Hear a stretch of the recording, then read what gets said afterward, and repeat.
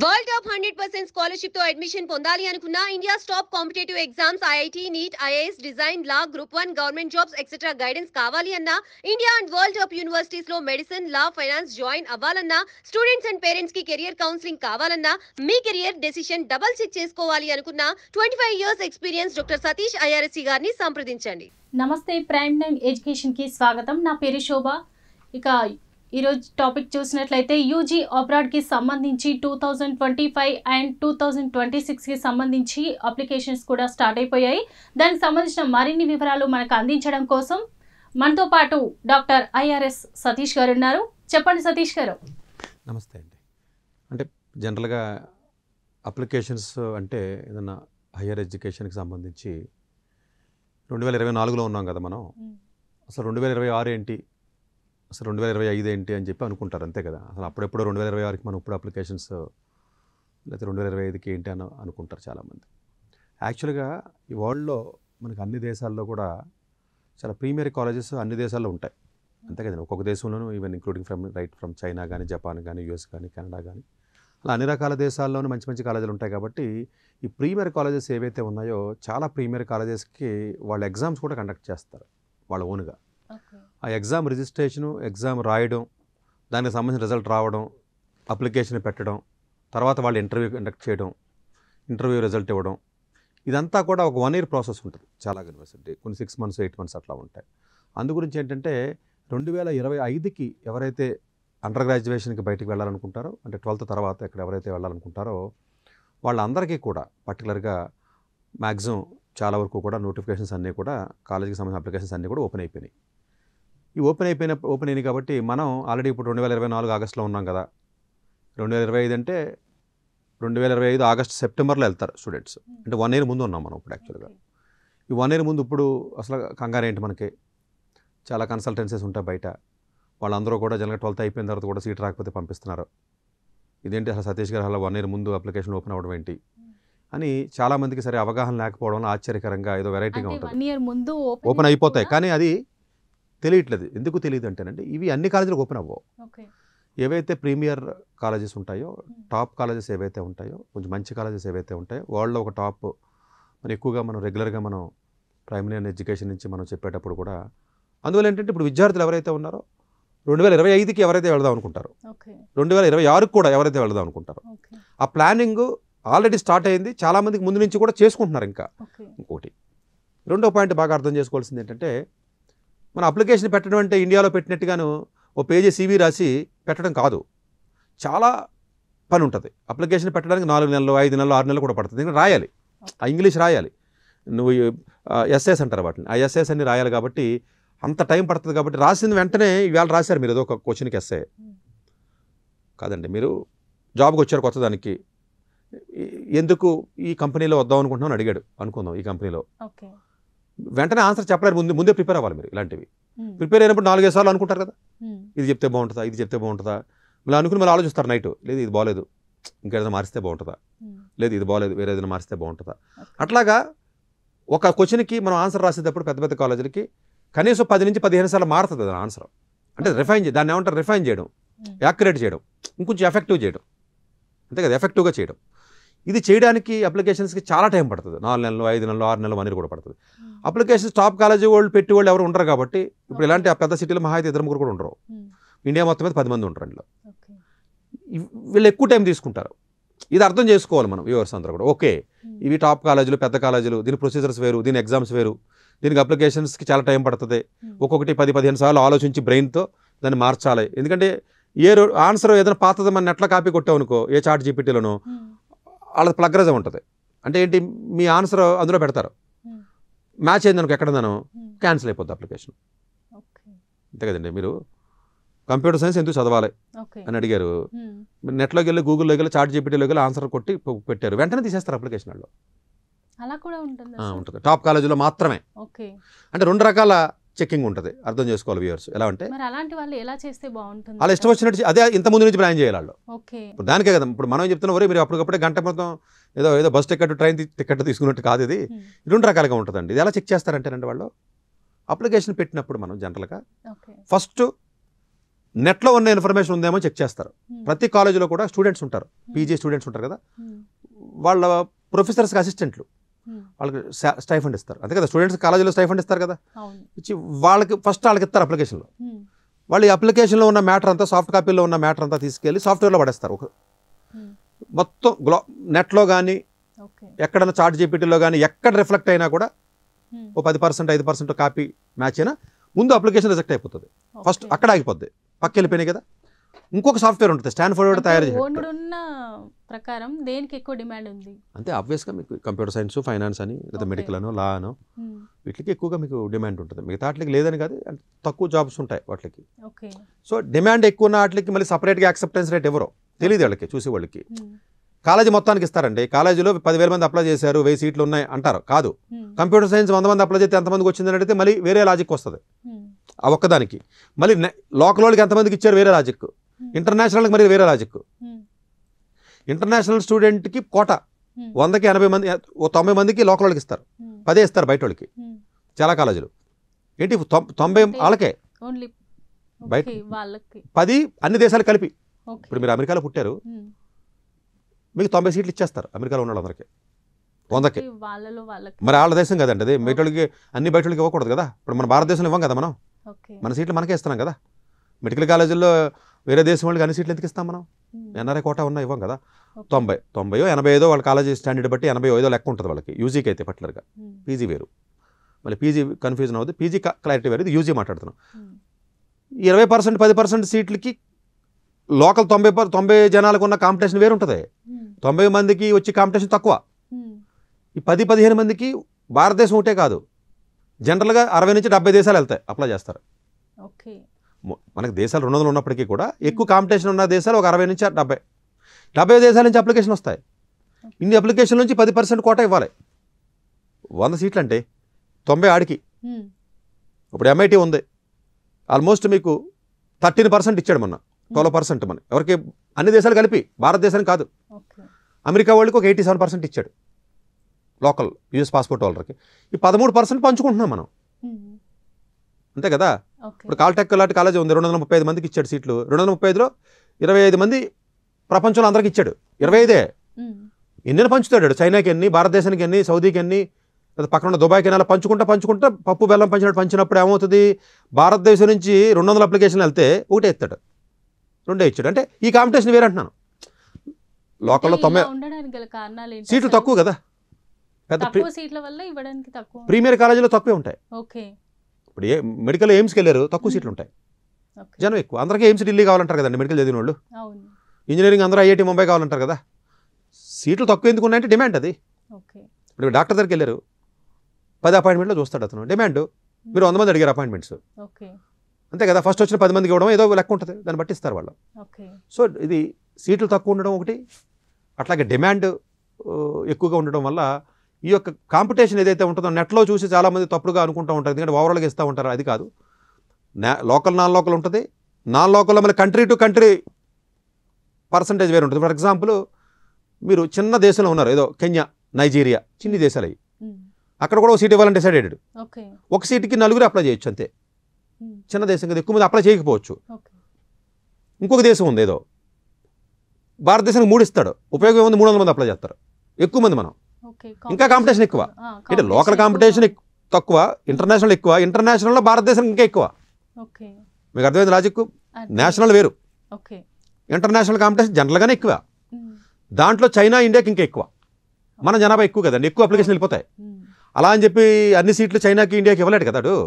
ఇంక ఇస్తే ఇంకా ఆడు గొప్పతనం ఉంది, అందరికీ పంచాలి కదా, ఒకటి ఇచ్చుకుంటూ రావాలి కదా.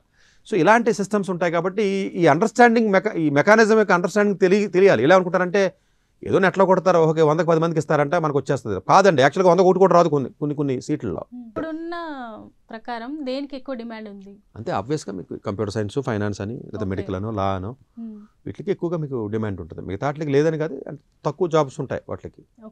సో డిమాండ్ ఎక్కువ ఉన్న వాటికి మళ్ళీ సపరేట్గా యాక్సెప్టెన్స్ రేట్ ఎవరో తెలియదు వాళ్ళకి, చూసే వాళ్ళకి. కాలేజీ మొత్తానికి ఇస్తారండి, కాలేజీలో 10,000 మంది అప్లై చేశారు, 1000 సీట్లు ఉన్నాయి అంటారు, కాదు. కంప్యూటర్ సైన్స్ 100 మంది అప్లై చేస్తే ఎంతమందికి వచ్చిందని అడిగితే మళ్ళీ వేరే లాజిక్ వస్తుంది ఆ ఒక్కదానికి. మళ్ళీ లోకల్ వాళ్ళకి ఎంతమందికి ఇచ్చారు వేరే లాజిక్, ఇంటర్నేషనల్కి మరి వేరే లాజిక్. ఇంటర్నేషనల్ స్టూడెంట్కి కోట 100కి 80 మంది 90 మందికి లోకల్ వాళ్ళకి ఇస్తారు, 10 ఇస్తారు బయట వాళ్ళకి. చాలా కాలేజీలు ఏంటి 90 వాళ్ళకే ఓన్లీ బయట వాళ్ళకి 10 అన్ని దేశాలు కలిపి. ఇప్పుడు మీరు అమెరికాలో పుట్టారు, మీకు 90 సీట్లు ఇచ్చేస్తారు అమెరికాలో ఉన్న వాళ్ళందరికీ 100కి. మరి వాళ్ళ దేశం కదండి అది, బయటోళ్ళకి అన్ని బయటోళ్ళకి ఇవ్వకూడదు కదా. ఇప్పుడు మన భారతదేశంలో ఇవ్వం కదా, మనం మన సీట్లు మనకే ఇస్తున్నాం కదా. మెడికల్ కాలేజీల్లో వేరే దేశం వాళ్ళకి అన్ని సీట్లు ఎందుకు ఇస్తాం మనం? ఎన్ఆర్ఐ కోటా ఉన్నా ఇవ్వం కదా. 90, 85 వాళ్ళ కాలేజీ స్టాండర్డ్ బట్టి 85 లెక్క ఉంటుంది వాళ్ళకి, యూజీకి అయితే పర్టికులర్గా. పీజీ వేరు, మళ్ళీ పీజీ కన్ఫ్యూజన్ అవుతుంది, పీజీ క్లారిటీ వేరు, ఇది యూజీ మాట్లాడుతున్నాం. 20%, 10% సీట్లకి లోకల్ 90 జనాలకు ఉన్న కాంపిటీషన్ వేరు ఉంటుంది. 90 మందికి వచ్చి కాంపిటీషన్ తక్కువ. ఈ 10-15 మందికి భారతదేశం ఒకటే కాదు, జనరల్గా 60 నుంచి 70 దేశాలు వెళ్తాయి, అప్లై చేస్తారు. మనకి దేశాలు 200 ఉన్నప్పటికీ కూడా ఎక్కువ కాంపిటీషన్ ఉన్న దేశాలు ఒక 60 నుంచి 70 దేశాల నుంచి అప్లికేషన్ వస్తాయి. ఇన్ని అప్లికేషన్ నుంచి 10% కోటా ఇవ్వాలి. 100 సీట్లు అంటే 90 ఆడికి. ఇప్పుడు MIT ఉంది, ఆల్మోస్ట్ మీకు 13% ఇచ్చాడు, మొన్న 12% మన ఎవరికి, అన్ని దేశాలు కలిపి, భారతదేశానికి కాదు. అమెరికా వాళ్ళకి ఒక 87% ఇచ్చాడు లోకల్ యూఎస్ పాస్పోర్ట్ వాళ్ళకి. ఈ 13% పంచుకుంటున్నాం మనం, అంతే కదా. ఇప్పుడు కాల్టెక్ లాంటి కాలేజీ ఉంది, 235 మందికి ఇచ్చాడు సీట్లు. 235లో 25 మంది ప్రపంచంలో అందరికి ఇచ్చాడు. 25 ఎన్ని పంచుతాడు, చైనాకి ఎన్ని, భారతదేశానికి ఎన్ని, సౌదీకి ఎన్ని, పక్కన ఉన్న దుబాయ్కి ఎన్ని, అలా పంచుకుంటా పప్పు బెల్లం పంచినప్పుడు ఏమవుతుంది, భారతదేశం నుంచి 200 అప్లికేషన్లు వెళ్తే ఒకటే ఎత్తాడు, 2 ఇచ్చాడు. అంటే ఈ కాంపిటీషన్ వేరే అంటున్నాను. లోకల్లో 90 సీట్లు తక్కువ కదా, పెద్ద ప్రీమియర్ కాలేజీలో తక్కువే ఉంటాయి. ఇప్పుడు మెడికల్ ఎయిమ్స్కి వెళ్ళారు, తక్కువ సీట్లు ఉంటాయి, జనం ఎక్కువ. అందరికీ ఎయిమ్స్ ఢిల్లీ కావాలంటారు కదండి మెడికల్ చదివిన వాళ్ళు. ఇంజనీరింగ్ అందరూ IIT ముంబై కావాలంటారు కదా. సీట్లు తక్కువ ఎందుకు ఉన్నాయంటే డిమాండ్ అది. ఇప్పుడు డాక్టర్ దగ్గరికి వెళ్ళారు, 10 అపాయింట్మెంట్లో చూస్తాడు అతను, డిమాండ్. మీరు 100 మంది అడిగారు అపాయింట్మెంట్స్, అంతే కదా. ఫస్ట్ వచ్చిన 10 మందికి ఇవ్వడం ఏదో లెక్క ఉంటుంది, దాన్ని బట్టి ఇస్తారు వాళ్ళు. సో ఇది సీట్లు తక్కువ ఉండడం ఒకటి, అట్లాగే డిమాండ్ ఎక్కువగా ఉండడం వల్ల ఈ యొక్క కాంపిటీషన్ ఏదైతే ఉంటుందో నెట్లో చూసి చాలామంది తప్పుడుగా అనుకుంటూ ఉంటారు, ఎందుకంటే ఓవరాల్గా ఇస్తూ ఉంటారు. అది కాదు, లోకల్ నాన్ లోకల్ ఉంటుంది. నాన్ లోకల్లో మళ్ళీ కంట్రీ టు కంట్రీ పర్సంటేజ్ వేరు ఉంటుంది. ఫర్ ఎగ్జాంపుల్ మీరు చిన్న దేశంలో ఉన్నారు, ఏదో కెన్యా, నైజీరియా, చిన్ని దేశాలు అవి, అక్కడ కూడా ఒక సీట్ ఇవ్వాలని డిసైడెడ్. ఒక సీట్కి 4 అప్లై చేయొచ్చు అంతే, చిన్న దేశం కదా, ఎక్కువ మంది అప్లై చేయకపోవచ్చు. ఇంకొక దేశం ఉంది ఏదో, భారతదేశానికి 3 ఇస్తాడు, ఉపయోగం ఉంది, 300 మంది అప్లై చేస్తారు, ఎక్కువ మంది మనం, ఇంకా కాంపిటీషన్ ఎక్కువ. అంటే లోకల్ కాంపిటీషన్ తక్కువ, ఇంటర్నేషనల్ ఎక్కువ. ఇంటర్నేషనల్లో భారతదేశం ఇంకా ఎక్కువ. మీకు అర్థమైంది లాజిక్? నేషనల్ వేరు, ఇంటర్నేషనల్ కాంపిటీషన్ జనరల్గానే ఎక్కువ. దాంట్లో చైనా, ఇండియాకి ఇంకా ఎక్కువ. మన జనాభా ఎక్కువ కదండి, ఎక్కువ అప్లికేషన్ వెళ్ళిపోతాయి. అలా అని చెప్పి అన్ని సీట్లు చైనాకి, ఇండియాకి ఇవ్వలేడు కదా. ఇంక ఇస్తే ఇంకా ఆడు గొప్పతనం ఉంది, అందరికీ పంచాలి కదా, ఒకటి ఇచ్చుకుంటూ రావాలి కదా. సో ఇలాంటి సిస్టమ్స్ ఉంటాయి కాబట్టి ఈ అండర్స్టాండింగ్ ఈ మెకానిజం యొక్క అండర్స్టాండింగ్ తెలియాలి. ఎలా అనుకుంటారంటే ఏదో నెట్లో కొడతారు, ఓకే 100కి 10 మందికి ఇస్తారంటే మనకు వచ్చేస్తుంది. కాదండి, యాక్చువల్గా 100 ఒకటి కూడా రాదు కొన్ని సీట్లలో. ఇప్పుడు మీకు ఎలా ఉంటుందంటేనంటే, తెలంగాణ గవర్నమెంట్లో గ్రూప్ 1 100 ఉద్యోగాలు పడ్డాయి అంటున్నారు నోటిఫికేషన్. మీకు 100 పెద్దగా కనపడుతుంది, జిల్లాల వైజ్ డివైడ్ చేసి BCA, BCB, BCD, లేకపోతే SC కమ్యూనిటీ, ST అని చెప్పి వేసి మళ్ళీ ఉమెన్స్, బాయ్స్ అని, ఉమెన్స్ అని ఇలా డివైడ్ చేస్తే మీ కేటగిరీ ఒకటి ఉంటుంది. మీరు చూసుకుంటే ఎప్పుడైనా నోటిఫికేషన్లో మీరు ఏదో పర్టికులర్ కమ్యూనిటీకి సంబంధించి ఒక ఫిమేల్ స్టూడెంట్ అండి, మీది ఏదో ఒక జిల్లా మొత్తం తీస్తే 1-2 ఉంటాయి. మీరు కాంపిటీషన్ మీ 1-2కి మీరు 1-2కి పోటీ పడుతున్నారు మీ జిల్లాలో, అందరూ మీ కమ్యూనిటీలో, మీ జెండర్ డైవర్సిటీలో. 90 ఉంటే ఉపయోగం ఉంది, మీకు 100 ఉంటే ఉపయోగం ఉంది. మీ పోటీ ఒక్కదానికే కదా. మీ అదృష్టం కొలిది మీ జిల్లాలో, ఆ జోన్లో, మీ కమ్యూనిటీలో, ఆ ఫిమేల్లో ఎంతమంది ఉన్నారో ఆధారపడి ఉంటుంది. ఇంకా మీరు ఎక్కువ మంది లేరనుకోండి మీకు రావచ్చు, ఎక్కువ మంది ఉంటే మీకు రాకపోవచ్చు. అలాగే భారతదేశం నుంచి ఎన్ని అప్లికేషన్లు ఉంటాయంటే ఎక్కువ ఉంటాయి. వాడికి ఇచ్చిన కోటా అదే, కోటాలో మార్పు ఉండదు కదండి. సో అందు గురించి ఏంటంటే ఇంత ప్రాసెస్ చేయాలి కాబట్టి వాళ్ళకి అంత టైం కావాలి. చిన్న కాలేజీలు అనుకోండి, అసలు ఇది పర్సంటేజ్లు ఉండే ఎవరికి తనకి ఇచ్చేస్తారు, 50% కూడా ఇచ్చేస్తారు ఇంటర్నేషనల్కి. ఇది టాప్ కాలేజీలకి 10. అంటే టాప్ కాలేజీలకి డిమాండే కదండి, ఎక్కడైనా డిమాండే కదా. ప్రీమియర్ కాలేజీలకి ప్రపంచంలో ఎక్కడైనా డిమాండే కదా. ఇప్పుడు మన దేశంలో ప్రీమియర్ కాలేజీకి కూడా డిమాండే కదా. ఇప్పుడు మంచి కాలేజీకి వెళ్ళాలనుకో మీరు, ఫర్ ఎగ్జాంపుల్ డిమాండ్ ఉంటుంది కదండి. డిమాండ్ ఉంది కాబట్టి 6వ తరగతి నుంచి పుస్తకాలు కట్టుకుని వెళ్తున్నాడు, పొద్దున్న 6ంటికి వెళ్ళి సాయంత్రం 10ంటికి వస్తున్నాడు ఇంటికి. సో డిమాండ్ ఎప్పుడు ఉంటుందండి.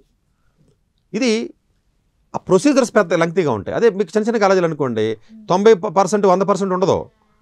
ఎవడు అప్లై చేస్తాడికి ఇచ్చేస్తారు, ఎందుకంటే సీట్లు మిగిలిపోతాయి. మిగిలిపోయినప్పుడు ఏంటి, అడిగి భారతదేశం నుంచి 100 అప్లికేషన్లు వచ్చినాయి అనుకోండి, 100 మందికి ఇచ్చేస్తాడు. ఎందుకంటే సీట్లు చిన్న కాలేజీలు అండి, సీట్లు ఎక్కువ, డబ్బులు కావాలి కదండి. నేను $10,000 తీసుకుంటున్నాను, మీరు అప్లై చేశారు వెంటనే ఇచ్చేస్తాను. దీనికి లిమిట్ ఉండదు, భారతదేశానికి ఎంత, లోకల్కి ఎంత, నాన్ లోకల్కి ఎంత అలా ఉండదు. ఇప్పుడు న్యూయార్క్ స్టేట్ యూనివర్సిటీ ఉంది ఫర్ ఎగ్జాంపుల్, లేకపోతే ఏమో సోనీ బ్రూక్ ఉంది మీకు, న్యూయార్క్లో స్టోనీ బ్రూక్ యూనివర్సిటీ ఉంది మీకు, 70% ఇండియన్స్ ఉంటారు. ఏంటి ఇంటర్నేషనల్ మొత్తం 100 సీట్లు 70 మంది ఇండియన్స్ ఉంటారండి మీకు పీజీ అయితే. అంటే తెలుగు వాళ్ళు ఇంకా ఎక్కువ ఉంటారు. అంటే ఏంటి, సీట్లు నా దగ్గర 1000 ఉన్నాయి, ఎవడు ఫస్ట్ అప్లై చేస్తే అక్కడికి ఇచ్చేస్తాను. ఈడు ఆపాడు అనుకోండి, ఆ సీట్లు ఫిలప్ అవ్వవు. అది చిన్న చిన్న కాలేజీలు అండి, పెద్ద క్వాలిటీ ఉండవు. సో డబ్బులు కావాలండి, బతకాలి కదా, డిమాండ్ లేవు కాబట్టి అలాగా. పెద్ద పెద్ద కాలేజీలో డిమాండ్ ఎక్కువ ఉంటుంది, డిమాండ్ ఎక్కువ ఉన్నప్పుడు పంచుతాడు. మనమే అంతే కదండి, మీకు డిమాండ్ ఎక్కువ ఉన్నప్పుడు అందరికీ ఇవ్వలేం కదా మనం. ఎందుకు 2025 2026కి ముందు ఓపెన్ అయ్యడానికి స్టోరీ అంటే ఇంత ఎక్సర్సైజ్ చేయాలి పాపమాడు. ఇన్ని అప్లికేషన్లో స్క్రీనింగు, 1000 అప్లికేషన్లో, 1,00,000 అప్లికేషన్లో, మళ్ళీ దాన్ని ఎగ్జామ్స్. చిన్న కాలేజీలో ఎగ్జామ్ ఉండదు, చిన్న కాలేజీలో ఇంటర్వ్యూ ఉండదు, చిన్న కాలేజీలో ప్రొఫైల్ బిల్డింగ్ అప్లికేషన్ 1 పేజీ ఉంటుంది, పెద్ద కాలేజీలో అప్లికేషన్ 15 పేజీలు ఉంటుంది. చిన్న కాలేజీ అయితే 1 పేజీ, నా బయోడేటా ఇది, నా పేరు ఇది, నా కాలేజీ కావాలంటే సరిపోయింది ఇచ్చేస్తాడు. డిమాండే లేదు కదండి అడికి. మీ పాస్పోర్ట్ డీటెయిల్స్, మీరు ఏం చదువుకున్నారో, మీ సర్టిఫికెట్లు ఏంటి, 10th 12th అయిపోయింది. పెద్ద కాలేజీకి వచ్చి 20 పేజీలు ఉంటుంది అప్లికేషన్, క్వశ్చన్లు రాయాలన్నీ. 20 పేజీలు చెక్ చేయడానికి ఆడికి ఎంత టైం పడుతుంది ఆలోచించండి. 1 పేజీకి ఏముంటుంది, ఇక్కడికేమో అప్లికేషన్ తక్కువ, ఇక్కడ అప్లికేషన్ ఎక్కువ. ఇంత తేడా ఉంటుంది. ఈ తేడాని అర్థం చేసుకోకపోవడం వల్ల అందరూ ఏమనుకుంటున్నారంటే, నాకు ఇప్పుడు సీట్ రాలేదు, ఇప్పుడు వెళ్ళిపోతాను అమెరికా అంటాడు. ఇప్పుడు వెళ్ళిపోవడం కుదరదు అలాగా. ఇప్పుడు ప్లాన్ చేస్తే 25కో 26కో పోతావు నువ్వు. అన్ని రకాల ప్రొసీజర్స్ ఉంటాయి. ఇది పేరెంట్స్కి అర్థం కావట్లేదు, ఎందుకంటే అన్ని చిన్న చిన్న కన్సల్టెన్సీస్ ఉంటాయండి మనకి హైదరాబాద్లో కానీ ఎక్కడైనా. అంటే పెద్ద వాటికి ప్రాసెస్ ఎక్కువ ఉంటుందని తెలియదు వీళ్ళకి. మిగతా ప్రైవేట్ కంపెనీలు ఉంటాయి కదండి, చిన్న చిన్న ఏజెన్సీ డబ్బులు తీసుకుని చీటింగ్ చేసి పంపించి ఉంటాయి కదండి, వాళ్ళు వెంటనే పంపించేస్తూ ఉంటారు చిన్న చిన్న కాలేజీలకి. ఇదే ప్రొసీజర్ అనుకుంటున్నారు జనం. ఇలా వెళ్ళి పంపించే వాళ్ళు ఎవరు లేరు సిటీలో, హైదరాబాద్లో. దాని మీద అవేర్నెస్ కొద్దిగా గొప్ప ప్రైమరీ అని మనమే ఇస్తున్నాం మనం. సో అందుగురించి ఏంటంటే ఈ ప్రొసీజరే కొత్తగా ఉంటుంది అన్నప్పుడు వీళ్ళకి. అదేంటిది సతీష్ గారు అయితే వెరైటీగా చెప్తున్నారో, ఇది ఎంత ప్రొసీజర్ ఉంటుందా, అదేంటి మా ఫ్రెండ్ ఎవడో వెళ్ళాడట, మొన్న వెళ్ళాడట, జస్ట్ 2 నెలల క్రితం వెళ్తే 10 రోజుల్లో పంపించేశాడు, ఇదేంటి ఇలా చెప్తున్నాడు అంటే ఆ డిఫరెన్స్ తెలియదు. అది ఆ కాలేజీలు వేరు, ఈ కాలేజీలు వేరు, ఈ ప్రొసీజర్ వేరు, ఆ ప్రొసీజర్ వేరు. ఇంత నాలెడ్జ్ లేకపోవడం వల్ల ఎవడొకటి దగ్గరికి వెళ్ళి మోసపోయి వెళ్ళిపోవడం అనేది జరుగుతుంది. అంటే ఎప్పుడు అంటే good things always tough in the life అండి. ఒకటి టఫ్గా గుడ్ థింగ్ ఉందంటే టఫ్ ఉంటుంది అది. ఏదైనా అంతే కదా, మీరు టఫ్గా ఉందనుకోండి లైఫ్లో పని, అది మంచి పని. కష్టపడితేనే వచ్చి పని ఉందంటే అది మంచిదే, అది మంచిదని ఎవరిని అడగక్కర్లేదు మీరు. జనరల్గా గుడ్ థింగ్స్ ఆల్వేస్ టఫ్ అండి. టఫ్గా ఉన్న థింగ్స్ ఎప్పుడు జనరల్గా మంచిగా ఉంటాయి. అందుగురించి ఏంటంటే ఇది మంచిది కాబట్టి ఇంత టఫ్ ప్రొసీజర్, మిగిలిన అంత మంచి కాదు కాబట్టి అంత ఈజీ ప్రొసీజర్. దాన్ని కలిపి చూడకూడదు, తెలియదండి, అంటే పేరెంట్స్కి తెలియదు. కాబట్టి ఈ ప్రోగ్రామ్ ద్వారా మనం ఏం చెప్పదలుచుకున్నానంటే, మీరు టాప్ కాలేజీలు వేరు, ఒక 100-200 ప్రపంచంలో ఉన్న మంచి మంచి కాలేజీలు వేరు, మిగిలిన 1000 కాలేజీలు వేరు. ఈ ప్రొసీజర్ వేరు, ఈ ప్రొసీజర్ వేరు.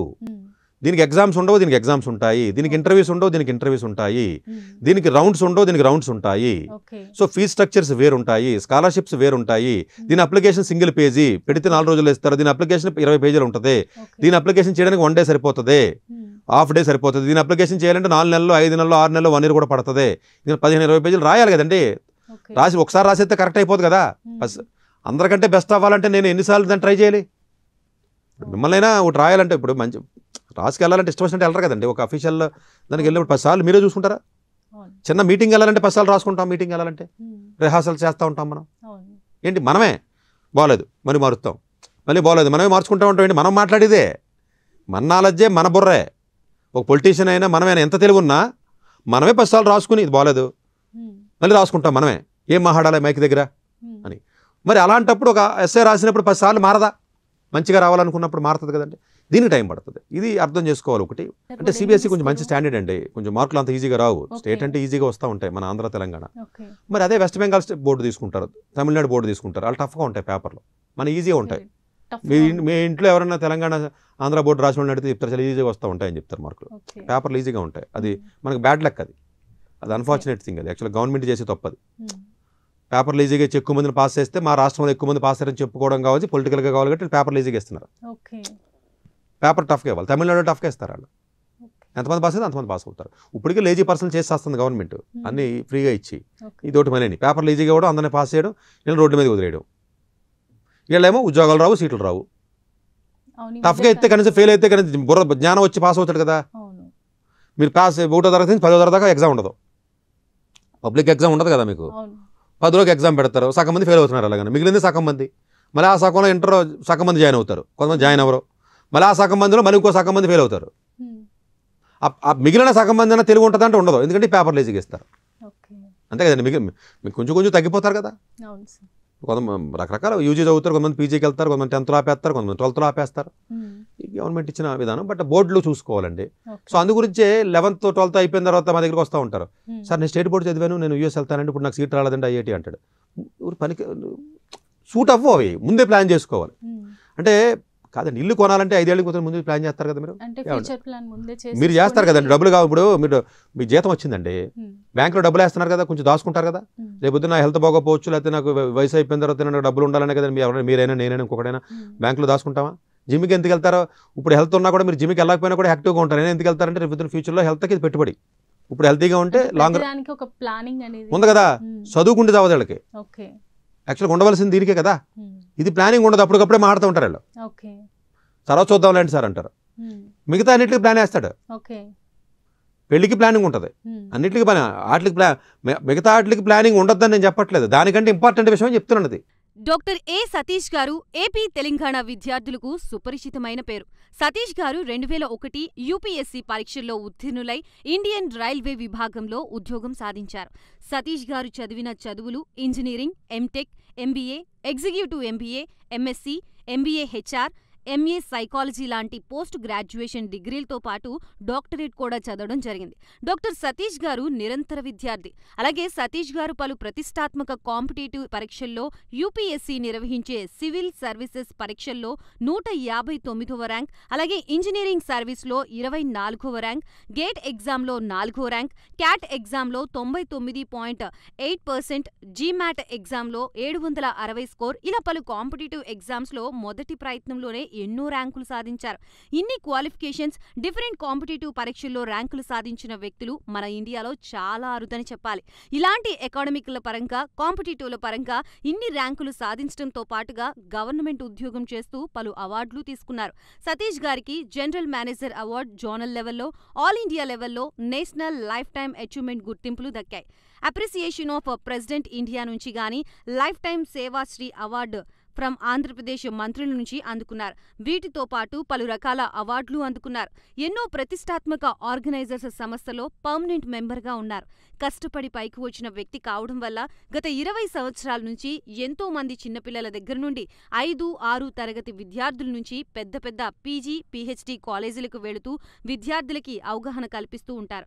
ప్రతి విషయంపైన డాక్టర్ సతీష్ గారు స్పష్టమైన అవగాహన కలిగి ఉన్నారు. డాక్టర్ సతీష్ బలంగా నమ్మే సూత్రం ఏంటంటే అవేర్నెస్ ఈజ్ ఎవ్రీథింగ్. మనిషికి అవేర్నెస్ ఉంటే ఏదైనా సాధించగలరు. ఒక్క మోటివేషన్తోనే కాదు, ఏది చెయ్యాలి, ఏది చేయకూడదు, ఎలాంటి డెసిషన్ తీసుకోవాలనే విషయాలపై, ముఖ్యమైన విషయాలపై అవగాహన కల్పిస్తూ ఉంటారు. అలాగే గవర్నమెంట్, ప్రైవేట్ జాబ్లే కాకుండా ప్రపంచ దేశాల్లోని జాబ్స్పై కూడా అవగాహన కల్పిస్తూ ఉంటారు. ఉద్యోగాలతో పాటు పెద్ద చదువులైన ఐఐటి వంటి వాటిపై సెషన్స్ నిర్వహిస్తూ ఉంటారు.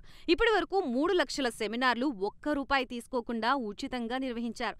ఇందులో భాగంగా మన ప్రైమ్ 9 ద్వారా విద్యార్థులకి మోటివేషన్ ఇవ్వడానికి మీ ముందుకొస్తున్నారు డాక్టర్ సతీష్ గారు.